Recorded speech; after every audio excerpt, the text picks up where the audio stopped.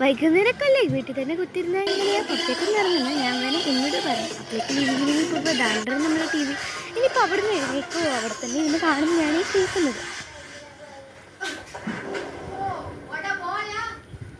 പിന്നെ ഞാൻ വിചാരിച്ചു എന്തായാലും ഇനിയിപ്പോൾ ടി വി വേണ്ട, ഇതിൽ വീഡിയോ എടുത്ത് പോയില്ല, ഇനി തലസ്വരൂപവും പുറത്ത് കാണിക്കണ്ട, വൈകുന്നേരം മൊത്തം ടി വി കണ്ടിരിക്കണ്ട എന്ന് വിചാരിച്ച് അവിടെ നിന്ന് എഴുന്നേറ്റ് പോകുന്നു ഞാൻ. എൻ്റെ പൊന്നു തന്നെ ടി വിനെ മിസ് ചെയ്തതിലുള്ള എൻ്റെ സങ്കടത്തെപ്പറ്റി പറഞ്ഞാൽ ഇത്തിരി വല്ലാത്തരമ്പം തന്നെ. പിന്നെ നമ്മുടെ അണ്ണാൻകുട്ടിനെ കളിപ്പിച്ചു, അങ്ങനെ ഒരു പൊക്കി സിമ്പിൾ കാണിച്ചു. നമ്മുടെ മെലോഡ് എടുത്ത് വന്നിട്ടോ, മെല ആണെങ്കിൽ ആകെ പിണങ്ങിയിരിക്കുകയാണ്. എന്തായാലും അവിടെ കിടന്ന് മൈൻഡ് ചെയ്യാതിരിപ്പുണ്ടായി. പിന്നെ ചെറിയ സ്ട്രെച്ചൊക്കെ ചെയ്ത് എഴുന്നേറ്റ് വന്നു. ഇടാൻ പറ്റിച്ചേ, കയ്യിലൊന്നും ഇല്ല കഴിക്കാൻ എന്ന് പറഞ്ഞ് അവളെ ഒരു പൂക്കി സിമ്പിൾ കാണിച്ചിട്ട് വന്നിട്ടുണ്ട് ഞാൻ. ഇനി ഈ പ്രകൃതി ഭംഗി ആസ്വദിച്ചാലോ?